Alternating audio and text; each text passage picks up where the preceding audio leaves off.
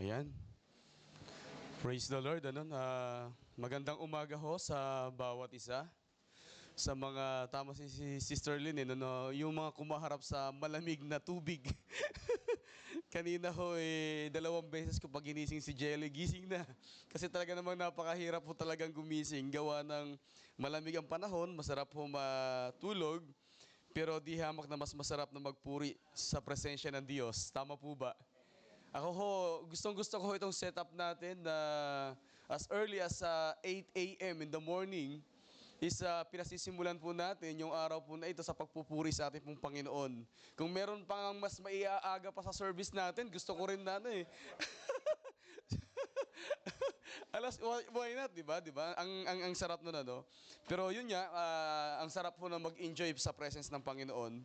So, good morning din po, no? At I don't know kung anong oras ngayon sa mga abroad, na kung saan po ay sumusubaybay sa ating pong Facebook Live. Nakita ko po kanina na may mga kapatiran po tayo sa abroad na kung saan po nakatutok po sa atin sa oras po na ito, no? Marahil ang ilan sa kanila gumising ng napakaaga para talagang simulan din po, no, at maki-join sa ating pong Sunday service. At the same time, praise the Lord, sapagat tayo po ngayon ay August 2? 3? 2, no? We are very excited kasi pag sinabing August, ang kasunod nun, bare months na po, no? So, masaya ang mga Pilipino tuwing darako po ang bare months at kahit walang pera, aywan ko ba, no? May something na magic, no? May kakaibang kagalakan na ibinibigay sa atin ng Panginoon kapag sinabing bare months. So, yun nga, no? Sige po, pasimulan po natin yung ating pong pag-uusap sa umaga pong ito.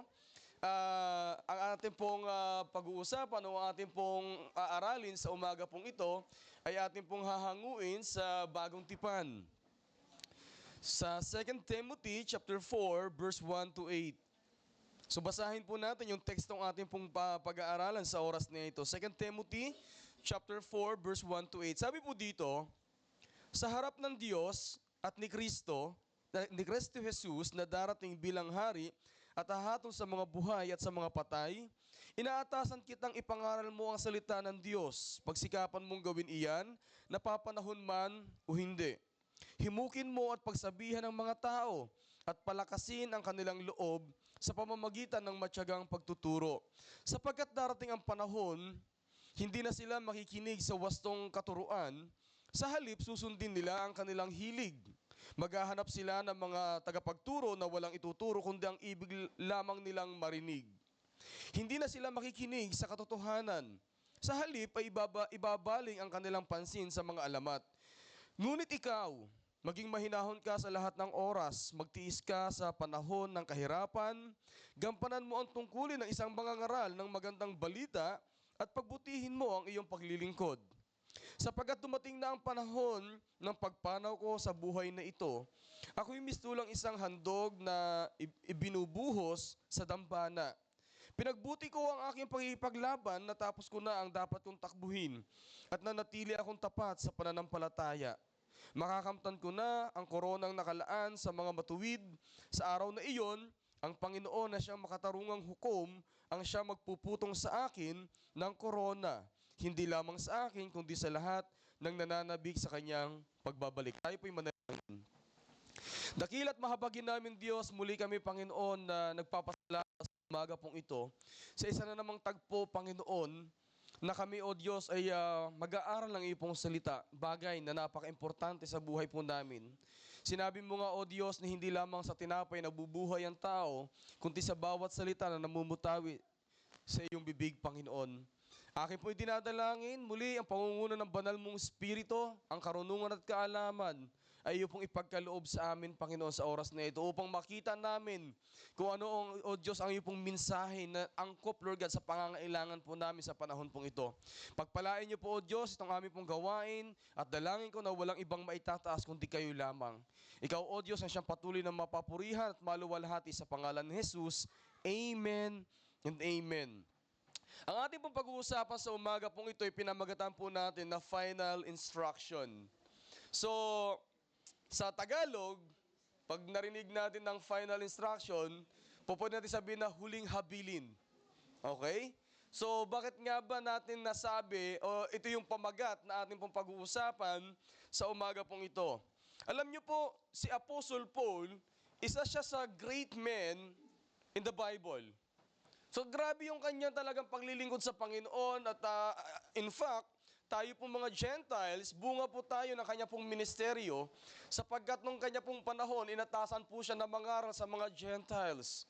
So, sa kanya pong pangangaral na kanya pong ibanghelyo, of course, marami siyang mga na-disciple din. Ano po?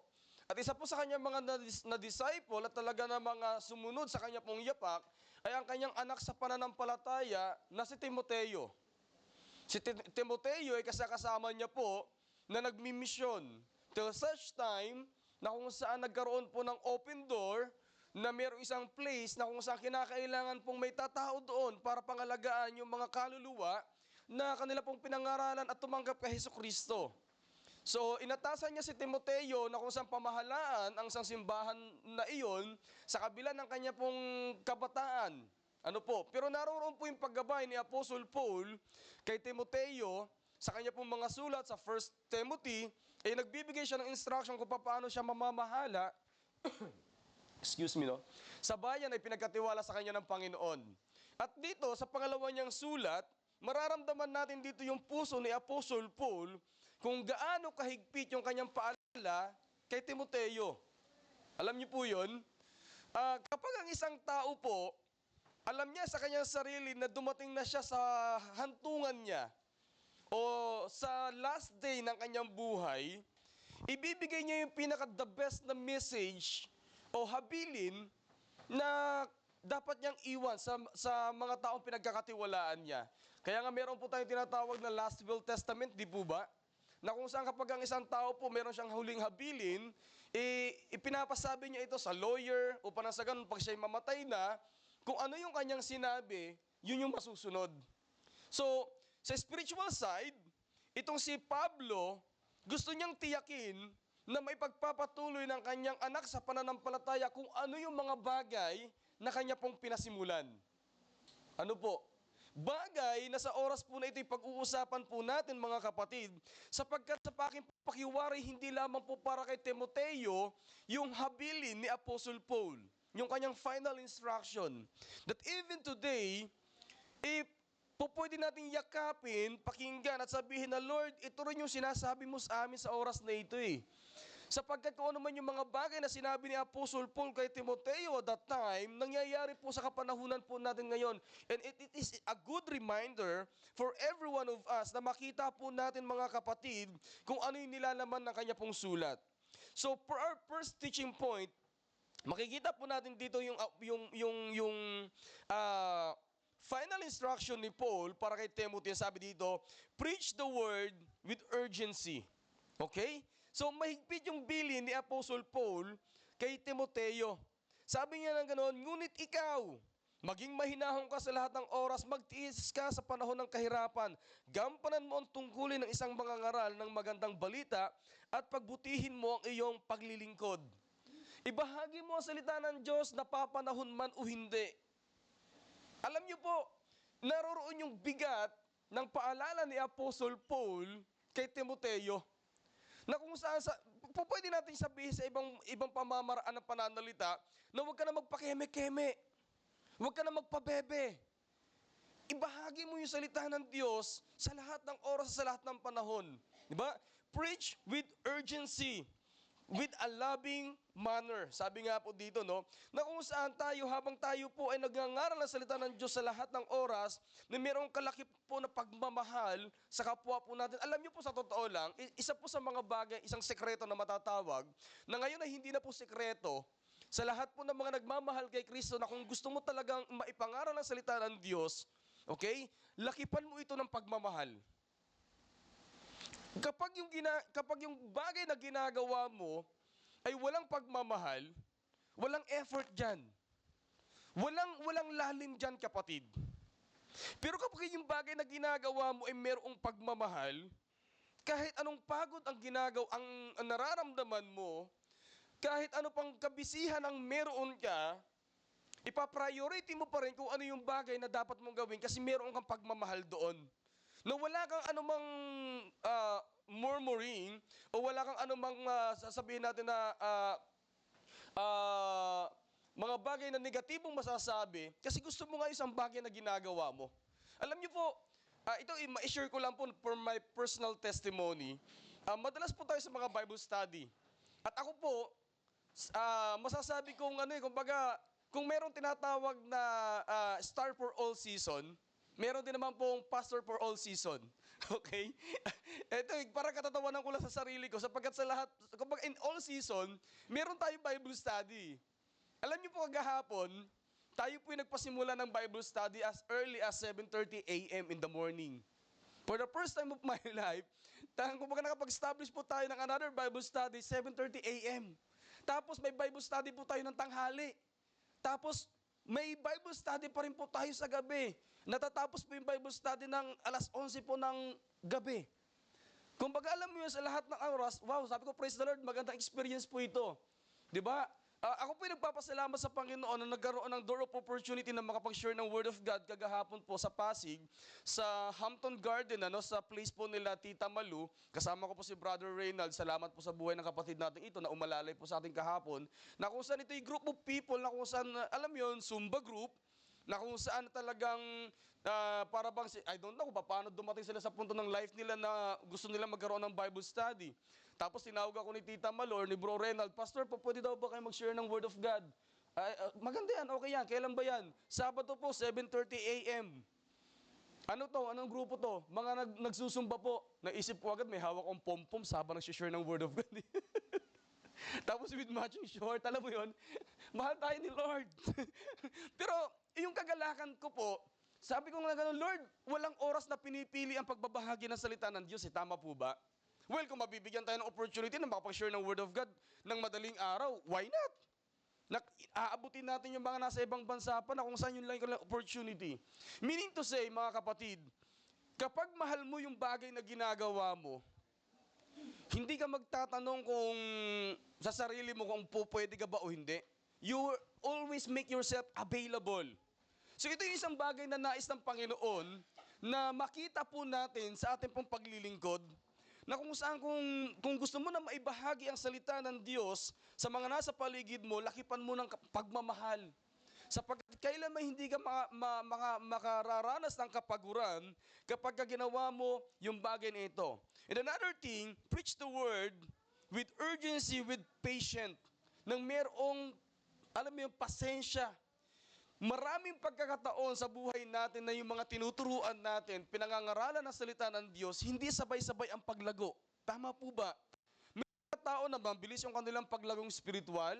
May mga tao na kung saan catch up agad nila yung bagay na gusto mong gawin o yung mga bagay na itinuturo mo. Pero may mga tao na kinakailangan nila ng panahon at oras para maisapamuhay yung mga bagay na itinuturo natin mula sa salita ng Diyos. Ngunit anuman ang kanilang maging kalalagayan, ang mahalaga dito kapatid, ginagampanan mo yung tungkulin pagdating po sa isang napakagandang paalala na ibinigay ng Diyos sa bawat isa sa atin. Iyon ay ang mahibahagi ang salita ng Diyos. Alam niyo po, ipinagmamalaki ko ang RGM noon hanggang ngayon, mas lalo ngayon.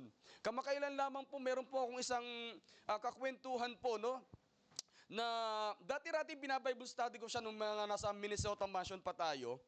At hindi ko akalain na darating siya sa time niya ngayon na sa kanilang church, 3 beses sa loob ng isang buwan na siya nag-preach. Kasi para na siyang pastor, po. So, continuous pa rin yung aming pong sharing, mentoring sa kanya.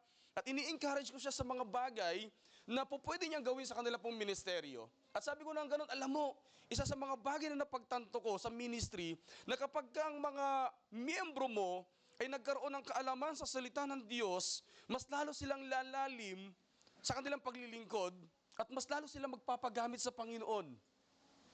Ang kaalaman pagdating po sa salita ng Diyos ay napaka-importante na magkaroon sa bawat mga mananampalataya upang nang sa ganon, maipagpatuloy natin yung ating pong nasimulan na paglilingkod sa Panginoon. Kaya nga, patience, kinakailangan po yan.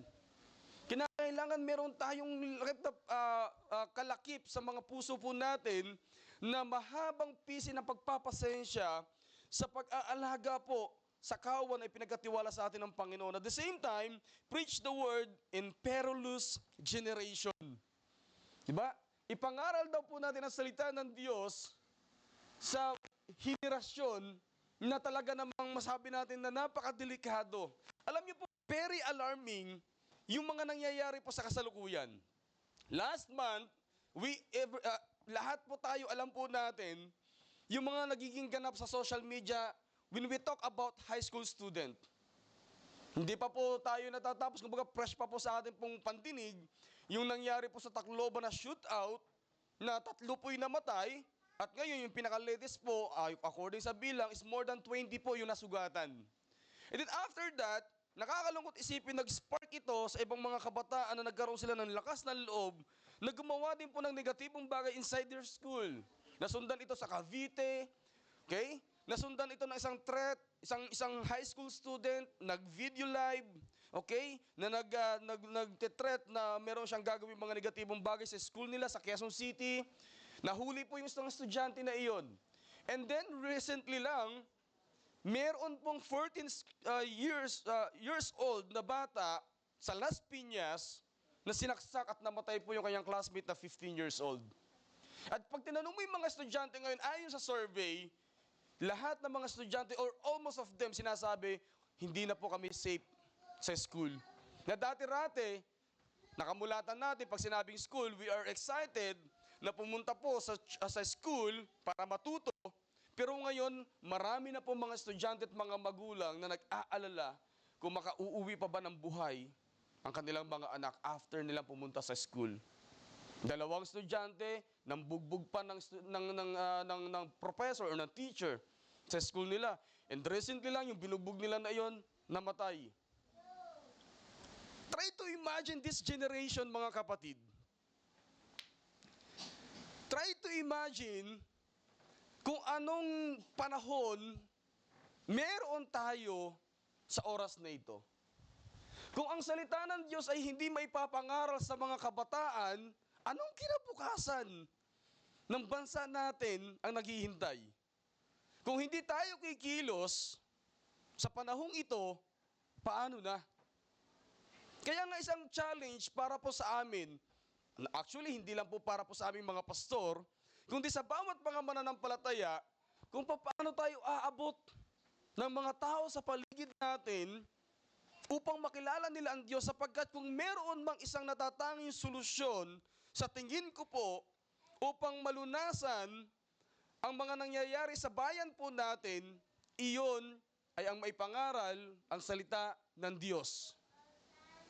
At ito, lagi ko pong sinasabi, ang gobyerno po natin maraming ginagawang kapamaraanan upang ang problema sa mga kabataan ay malunasan. Ano-ano mga problema sa kabataan na tinatalakay po natin sa ngayon sa bansa po natin? Okay? Isa sa mga problema po dyan is yung early pregnancy po ng mga kabataan. Na ayon po sa ulat, ang Pilipinas po ang may pinakamataas na rate sa buong Asia pag-usapin ng early pregnancy. Nasa edad po ng 14 to 16 years old, marami tayong mga kabataan na nabubuntis po sa edad po na iyan. Ngayon ang gobyerno nag-isip, ano ang dapat natin maging solusyon? At alam nyo kung anong naging solusyon nila? Ituro natin yung sex orientation sa loob ng school. Parang, wow, iyon ba ang kailangan? Nakaka-guilty sa totoo lang, gumagawa tayo ng kapamaraanan para makapasok sa school, magpresenta ng isang solusyon na sa tingin natin po pwedeng ikabago ng maraming kabataan, which is ang pagbabahagi ng salita ng Diyos, pero tinatanggihan ang maraming mga pastor sa loob ng school. Na kung saan tayo, alam natin sa totoo lang, na kapag ang isang kabataan magkaroon ng banal na pagkatakot sa salita ng Diyos, dahil nalaman nilang salita ng Diyos, takot yan na manood ng pornographic material. Takot yan na manaksak. Takot yan na magdroga. Takot yan na magbisyo. Bakit? Kasi mayroon silang banal na pagkatakot sa Diyos. Mga magulang, mga kapatid, Hindi po biro ang kinakaharap natin sa henerasyon na ito. Sabi ni Apostle Paul, time will come. Sa huling kapanahunan, magkakaroon ng kaguluhan. Time will come. Marami pong mga tao na mamimili na lamang ng kanilang bagay na gustong mapakinggan. Nakakalungkot isipin ngayon, sa henerasyon na ito, na iba na, talamak na talaga yung nangyayari sa ngayon. Sa US, meron na itong tinatawag na Church of Satan. California, nagsimula ito noong 1957 to 1960, na ngayon po talagang lantaran na. May Church of Satan doon. Meron nga tinatawag na Beyonce Church eh. Yung mga panatik kay Beyonce, may church sila. At ang matindi, sa panahon natin, even dito sa Pilipinas, mayroon pong tinatawag na LGBTQ church. Ako, gusto kong mag-attend doon eh. Huwag niyo akong pagdudahan. Gusto ko lang pong malaman kung ano bang itinuturo nila. Kung Biblia pa rin ba? O sariling pananaw na lang ng mga tao. Paano mo tinitingnan ang henerasyon na ito, kapatid? Without the Word of God, sharing to the people, anong kinabukasan ang naghihintay sa bayan natin? Okay? Sa mga young people na naririto, paano mo siniseryoso ang kaalaman mo pagdating sa salita ng Diyos? Well, praise the Lord. I am glad that you are here. Why? Kasi po pwede kang ma-separate sa kung ano man yung dikta ng mundo. But always remember this, nakalakip ng salvation na na-receive mo from the Lord is the responsibility to share to the other people kung ano man yung mga bagay na na-receive mo free from the Lord. Na maipakilala mo rin si Jesus Christ sa mga tao nasa paligid mo, sa classmate mo, sa kapatid mo, sa kapitbahay mo, lahat tayo kinakailangan magtulungan. Okay? So sabi dito, the command of Paul to Timothy to preach the gospel was originally came from our Lord Jesus Christ before he was ascended to the heaven. Paul embraced the command from our Lord, and now the time has come to pass it on to the next generation through Timothy. Okay? So, yung sinasabi po ni Apostle Paul kay Timothy na magbahagi ka ng salita ng Diyos, huwag kang matakot, huwag kang mapagod. Actually, na-receive ito ni Apostle Paul mismo kay Jesus Christ. If you remember, bago po si Jesus Christ umakyat sa langit, ang kahuli-huli ang sinabi niya sa kanya pong mga disciple, okay? Go ye, preach the word of God to all nations. Baptize them in the name of the Father, the Son, and the Holy Spirit, and teach them to obey my law. Sabi niya ng ganun. So, nung na-receive ni Paul, even though na hindi kasama si Paul, doon sa time na iyon, sa moment na iyon, ngunit narinig ni Paul na sinabi ni Jesus Christ sa pamamagitan ng ibang apostol, pinanghawakan ni Paul yon. Ito pala yung gusto ng Panginoon. Yung last word pala ng Panginoon para sa kanyang mga believers ay ang maipangaral ang salita ng Diyos. Noong time na kung saan na-receive ni Apostle Paul yun, isinapamuhay niya yon, ginawa niya yon, okay, ipinabahagi niya ang salita ng Diyos, and then yung time na kung saan malapit na siya sa hantungan ng kanyang buhay, sinugurado niya na yung message from the Lord Jesus Christ, maipasa niya sa kanyang Timothy, sa kanyang anak sa pananampalataya. And the good thing is, itong si Timothy naging faithful sa Panginoon, ipinasa niya rin ito sa next generation niya. And up to now, mga kapatid, dumaloy po yung message na iyon na para bang isang echo. Na para bang kapag ka naghagis ka ng bato sa isang lawa, may nabubuong mga circle hanggang sa makarating sa dalampasigan yung circle na iyon. In the same manner, sa faith po natin mga kapatid, ganoon din naman. Na hanggang sa ngayon, ngunit hindi dito nagtatapos mga kapatid, yung revelation na iyan, yung word ng Panginoon. Kundi dapat maipasa din po natin ito sa next generation na susunod po sa atin. So sabi dito, sa ating pong teaching point number 2, learn to endure hardship. Okay? So isa sa mga paalala ni Apostle Paul kay Timoteo, learn to endure hardship. The word endure, sabi po dito, sa Greek word, anekomeia. Sabi po doon, na ang ibig sabihin po, to hold up, to To bear or to sustain. Sa Tagalog, panghawakan, tayuan, panindigan. So as if parang sinasabi ni Apostle Paul, Timothy, okay? Panghawakan mo, tayuan mo, panindigan mo yung pananampalataya na meron ka. Okay? Paano ba natin pinanghahawakan at tinatayuan yung pananampalataya na meron tayo, mga kapatid? That is very important. Dapat alam ng bawat mananampalataya kung saan siya nakatayo. Sapagkat kapag klaro sa kanya kung ano yung bagay na tinatayuan niya, anumang bagay ang mangyayari sa paligid, hindi siya patitinag. Dahil ang katotohanan sa paglilingkod sa Panginoon, mga kapatid, maraming pagsubok tayo na po pwedeng ma-encounter, na po pwedeng magpadapa sa atin para magpatigil sa atin sa paglilingkod. Ngunit kung alam mo na ikaw ay nakatayo, okay? Solid foundation, which is si Jesus Christ, alam mo na kailanman hindi ka magigiba. Sabi dito ni Timoteo, sabi dito ni Paul, no, sa chapter 2, verse 8 to 10, sa ating pong pinag-aaralan, alalahanin mo si Hesus Kristo, ang muling binuhay at nagmula sa angkan ni David. Ito ang magandang balitang ipinangangaral ko. At siya ring dahilan, sa chapter 2 po ito sa 2 Timothy. Alalahanin mo si Hesus Kristo, ang muling binuhay at nagmula sa angkan ni David. Ito ang magandang balitang ipinangangaral ko. At siya ring dahilan ng aking pagdurusa at pagkabilanggo na parang isang kriminal. Subalit hindi kailanman may bibilanggo ang salita ng Diyos. Pinapagtiisan ko ang lahat ng bagay alang-alang sa mga hinirang ng Diyos upang magkaroon sila ng kaligtasan at walang hanggang buhay mula kay Kristo Jesus. So try to imagine, si Paul, nangaral lang naman siya ng mabuting balita eh. Pero ang naging kapalit nun, pagkakulong, hampas ng napakarami, pambabato. So maraming mga bagay na na-experience si Apostle Paul para sumunod sa kalooban ng Panginoon.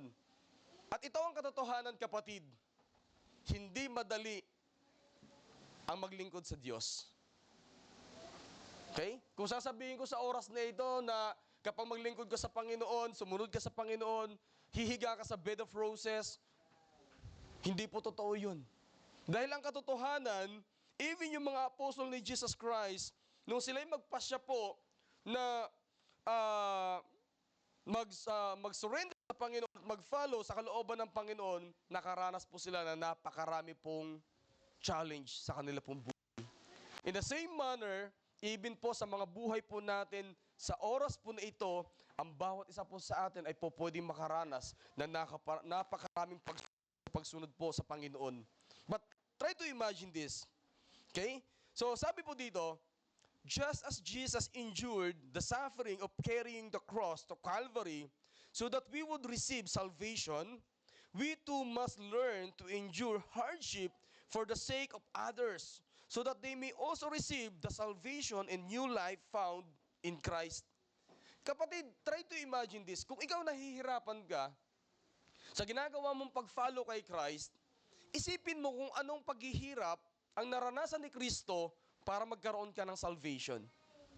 According to the story, try to imagine this, nung si Jesus Christ po ay inaresto ng mga Roman soldier, buong maghapon wala pa siyang tulog nun. Okay? Because nag-minister siya, nag-share siya ng Word of God. And then, kinagabihan, inaresto siya ng mga Roman soldier. Buong magdamag, nilitis siya, pinarusahan siya, hinampas siya. Nung mag-uumaga na, o nung umaga na, sinimulan niya ng bitbitin yung cross. Napakalayo, sa totoo lang, sayang lang, hindi ko na-research kung gaano kalayo yung distansya, kung gaano niya kahirap dinala yung cross papunta sa Golgotha para pagdating sa Golgotha, maipako siya at mamatay. So hindi ganoon kadali yung dinanas ng ating pong Panginoong Hesus na bitbitin yung cross. For what reason? Kasi gusto niya magkaroon ka ng salvation. Okay? Pag binabasa natin yung Bible, as if para bang, okay, kinary niya, okay, puno siya ng dugo, nilatigo siya. Pero try to imagine kung nandudoon ka sa senaryo na yun at makikita mo literally kung ano ang senaryo kay Jesus Christ nung time na iyon, kapatid, hindi ganoon kadali yun. Anong punto ko? Kung si Jesus Christ nga pinagtiisan niya yung cross, kung si Jesus Christ nga naghirap, para nang sa ganun ang bawat isa sa atin magkaroon ng kaligtasan, maging ganun din naman sana ang bawat isa sa atin sa pagtingin po natin sa pagsunod sa Panginoon. Na normal para sa atin na tayo po'y makaranas po ng maraming iba't ibang uri ng pagsubok. Kaya nga ang paalala ni Apostle Paul kay Timothy sa chapter 3 verse 12, sabi ng ganon, gayon din naman ang lahat ng nagnanais mamuhay ng matuwid bilang tagasunod ni Kristo Jesus ay daranas ng mga pag-uusig. Alam niyo po ngayon, pang mag-share ka ng Word of God, especially kumbaga sa mga lugar na kung saan, alam mo na, kumbaga hindi nila tanggap kung ano yung salita ng Diyos, kapatid, kumbaga makakatikim ka ng mga masasakit na mga pananalita. Praise the Lord, kung pananalita lang. Because in the days of Paul, even kila Timothy, okay, pwede ka nilang patayin sa pamamagitan ng paghahagi sa iyo ng bato. Okay, hanggang sa ikay mamatay. So, ganon kabigat yung sacrifice na hinihingi ng panahon na iyon. Kaya nga, kapatid, kung ikaw ay nakaririnig ng mga masasakit na pananalita dahil sa pananampalataya na meron ka, kung minsan mong sinubukan na magbahagi ng salita ng Diyos sa mga tao na sa paligid mo, especially your family, tapos mayroong pang-uuyam, pagtatawa na iginanti sa iyo, it's fine, okay lang yan. Buti nga, yan lang yung na-experience mo eh. Kasi yung iba nga buhay ang naging taya nila para maibahagi ang salita ng Diyos eh.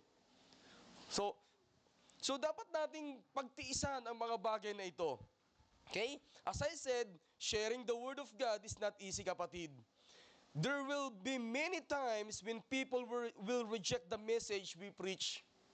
But we must continue to share the message no matter what the cost. Okay? No matter the cost, kapatid. Ano man ang maging kahihinatnan ng mga bagay na ginagawa po natin, just keep moving forward. Okay? Ilang beses namin na-experience to no, sa mga street evangelism, na kung saan sa mga estudyanteng narito, di ba, kung inyo maalala, may topic tayong evangelism eh. And then, bahagi ng subject na iyon, lalabas tayo para mag-share ng Word of God, ano? And then, there are many times na lalapit ka pa lang sa tao na may hawak ang Bible, alam na nila kung ano ang sasabihin mo. Kaya nakaganon sila kaagad. Naalala ko noon this year yun, ano? Na kung saan yung mga parents po natin, dinala natin sa circle para po sa evangelism. And then, isa sa mga estudyante doon, tinitingnan ko siya, nakita niya yung spot niya, yung target niya, na gusto niya share ng Word of God. So papalapit pa lang siya doon, nakita na agad siya ng tao, bago pa siya magsalita, itinaas na agad yung kamay ng babaeng ito, yung kanyang kamay, signifying na kung saan, oops, I am not, kumbaga, hindi ako available, ayaw kitang pakinggan, please, umalis ka na.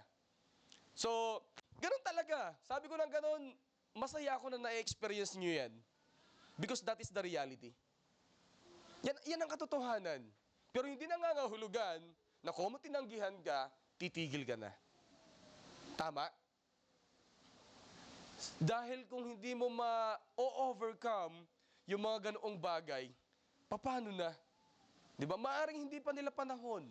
Maaring hindi ito yung tamang oras para sa kanila. But mayroong tamang tao na naghihintay para sa atin na makikinig ng salita na ating pong pinangangaral. Okay, for the last one, mga kapatid, for our last teaching point, sabi ni Apostle Paul, fought the good fight. Okay? Sa verse 7, sabi ni Apostle Paul kay Timothy, pinagbuti ko ang aking pakikipaglaban, natapos ko na ang dapat kong takbuhin, at nanatili akong tapat sa pananampalataya. Sa last minute ng life natin, if we throw back sa naging journey natin sa pagsaserve sa Panginoon, mababanggit kaya natin ang mga pananalitang ito na binitawan ni Apostle Paul kay Timoteo? Masasabi rin ba natin sa ating mga sarili, pinagbuti ko ang aking pakikipaglaban, natapos ko na ang dapat kong takbuhin, at nanatili akong tapat sa pananampalataya? I pray na sa sarili ko, masabi ko yon. Sa huling yugto ng aking buhay, kung hindi ako agarang kukunin ng Panginoon, Okay? At meron pa akong panahon na makapagbulay-bulay at balikan ang naging istorya ng aking paglilingkod sa Panginoon. Nawa, masabi ko ang mga pananalitang ito.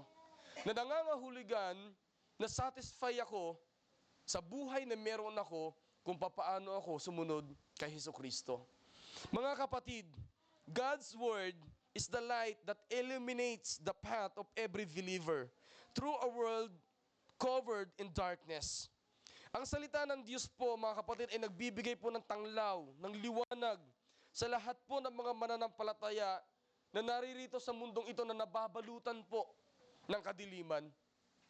Na ang bawat isa sa atin ay hinihimok ng Panginoon na maging salt and light tayo ng mundo pong ito. Na nangangahulugan po nito, mga kapatid, na meron pong inaasahan ang Diyos sa atin. Okay? Nag-e-expect si Lord na meron kang gagawin. Okay? Hindi natin maitatago yung kapanahunan na meron tayo. Naririyan na yan. Hindi natin kontrolado yung mga pangyayari o ganap sa mundo pong ito. Pero ikaw, ako, ang bawat isa sa atin, may ipinapagawa sa atin ng Panginoon. Merong napakahalagang utos o atas na ibinigay sa atin ng Panginoon na dapat po nating tayuan. Kaya wala dapat manghihinawa sa bawat isa sa atin. The Word of God is the firm foundation for the weary and the source of strength for those who are growing weak and discouraged. Marami sa panahon natin ngayon, nawawala na ng pag-asa. Marami sa mga panahon natin ngayon, wala nang sabihin na natin na pag-asa na nakikita sa kinabukasan po nila. Ngunit ikaw, na bitbit mo at tangan mo ang salita ng Diyos ay iyong mga kamay, na nagsisilbing liwanag at pag-asa sa mga tao na sa paligid mo, huwag mong ipagkait yan, kapatid. Huwag mong ipagkait yan. Lagi ko nga po sinasabi, hindi mo kinakailangan maging theologian. Hindi mo kinakailangan na makagraduate ka muna sa isang kilalang Bible School Institute. Hindi mo kinakailangan na sauluhin from Genesis to Revelation yung mga verses sa Bible. Simply saying lang po na kung saan alam mo, love ka ni Christ, love ka ng Panginoon. Malaking bagay na po yun. Because many people nowadays, hindi na po nila nararamdaman yung pagmamahal sa paligid po nila. Pero kapag malaman nila at mayroong nagsabi sa kanila na mayroong isang Jesus na nagmamahal sa kanila, po pwedeng magkaroon ng pagbabago ang kanilang buhay. Okay? Salamat sa Panginoon sapagkat tayo nararanasan po natin yung kanyang pagmamahal. Okay? Nakatungtong tayo sa araw ng linggong ito at hindi ko po alam kung ano po ang inyong pong mga dinanas sa loob ng isang linggo pong lumipas. Alam ko po na marami tayong mga challenges na kinaharap. But then praise the Lord, because of love ni Christ, dahil sa pagmamahal ni Kristo, naririto tayo. Triumphant tayo, victorious tayo. Nagpupuri tayo sa Panginoon. Nagpapasalamat tayo kay Lord. But how about the people around us na hindi nila alam ang salita ng Diyos? Okay? Na hindi nila alam na nag-care pala ang Diyos para sa kanila. So meron tayong malaking responsibilidad, mga kapatid, na dapat po nating ma-realize sa panahon po natin ngayon. Isang bagay na ipinagkaloob sa atin ni Lord at ang Diyos nag-i-expect sa atin na meron po tayong gagawin. I don't know kung anong heart meron ka, kapatid, para sa mga lost souls, sa mga tao na sa paligid, but I pray na yung message ni Apostle Paul para kay Timothy ay angkinin din po natin, yakapin po natin, upang nang sa ganon, makita po natin yung halaga, yung importansya ng mga bagay na ginagawa po natin. For my conclusion, the church needs more Timothy who are determined to guard the gospel as a sacred deposit committed to them, who are faithful to proclaim it, who are ready to suffer for it, and who will pass it to faithful followers. So as I said, nowadays, marami pong kinakailangan maging Timoteo na sasalo sa command ng Panginoon na ipagpatuloy, maging faithful sa pagsaserve sa Panginoon at huwag manghihinawa sa kung ano man yung mga bagay na ating pong nasimulan. Nawa ang bawat isa po sa atin ay patuloy na kasangkapanin ng Diyos upang magkaroon po ng pagbabago ang mundong ginagalawan po natin at ang henerasyon po na ito ay patuloy po na masaturate po ng salita ng Diyos. Maaari po ba tayong lahat ay tumayo? Hindi ko po alam, mga kapatid, kung paano po tayo kinatagpo ng Diyos sa oras na ito. Hindi ko po alam kung ano po yung message po ng Panginoon personally sa bawat isa. Ngunit dalangin ko po na kung ano man yung mga pangungusap na inyo pong napakinggan ay magbigay po ito ng encouragement sa bawat isa upang nang sa ganun patuloy po tayo na maging kasangkapan po ng Panginoon. Let us pray. Hallelujah. Glorify Him, God. Hallelujah. Hallelujah. Mari po ba tayong umawit sa oras po na ito? Upang lalo po natin na madama ang pag-ibig ng Diyos sa ating pong kalagitnaan.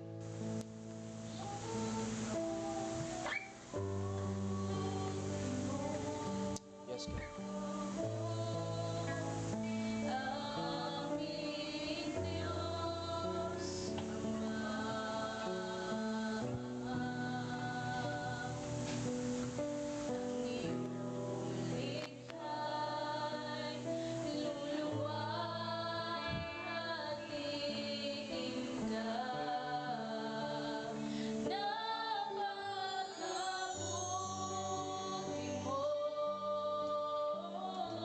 Yes, God.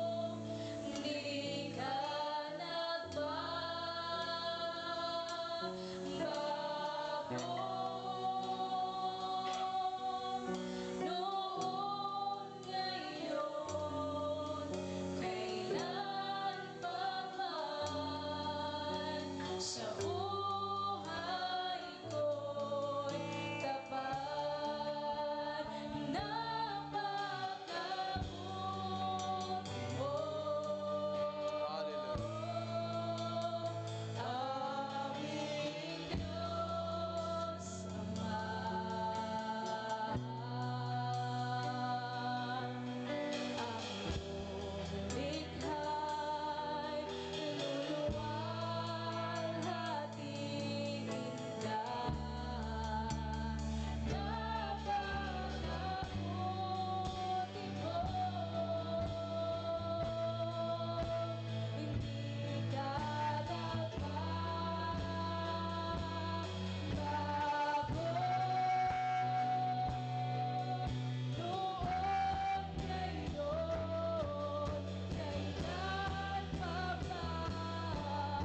Sa buhay ko'y tapat,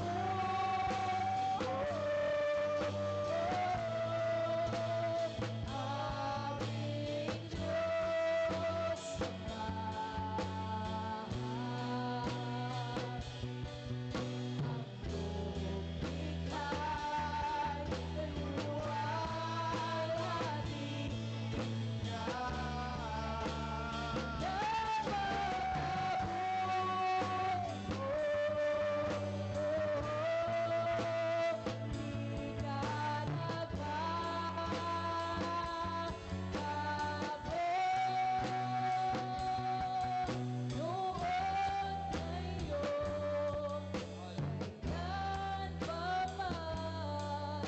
Sa buhay ko'y tapat. Hallelujah. Dakilang Diyos, kami po ay lumalapit sa iyo at nagpapakumbaba sa oras na ito. Na bagamat kami, O Diyos, ay marami pong pagkukulang. Ngunit aking pong itinadalangin, Ama, nakahabagan mo, patuloy mo kaming kahabagan. Kayo po, O Diyos, ang siyang magpuno sa lahat ng kakulangan na meron po kami. Kayo po ang magbigay sa amin ng kalakasan upang nang sa ganon, sa panahong ito, O Diyos, may sa katuparan namin kung ano man ang iyong ibig. Idinadalangin ko, O Diyos, na ang kalakasan nagmumula sa iyo, iyong pong ipagkaloob sa bawat isang naririto upang humakbang at gawin, O Diyos, ang nais mo, O God. Pagpalain niyo po, Panginoon, ang bawat isa sa amin. Idinadalangin ko po ang iba yung kalakasan, boldness, kapangyarihan ng banal mong Espiritu na sa sino man, Panginoon, na amin pong lalapitan upang ipakilala ka. Naroroon, O Diyos, ang paghipo ng banal mong Espiritu sa mga tao makakausap po namin. Samahan niyo po kami Pagtagumpayin niyo po kami, Panginoon. Nawa, patuloy kami, Lord God, na maging tapat sa paglilingkod sa iyo hanggang sa madatnan mo kami sa muli mong pagbabalik, Panginoon. Maraming salamat po, Ama. Ito, O Diyos, ang aking samot panalangin sa tanging pangalan na iyong anak na si Jesus. Amen and amen.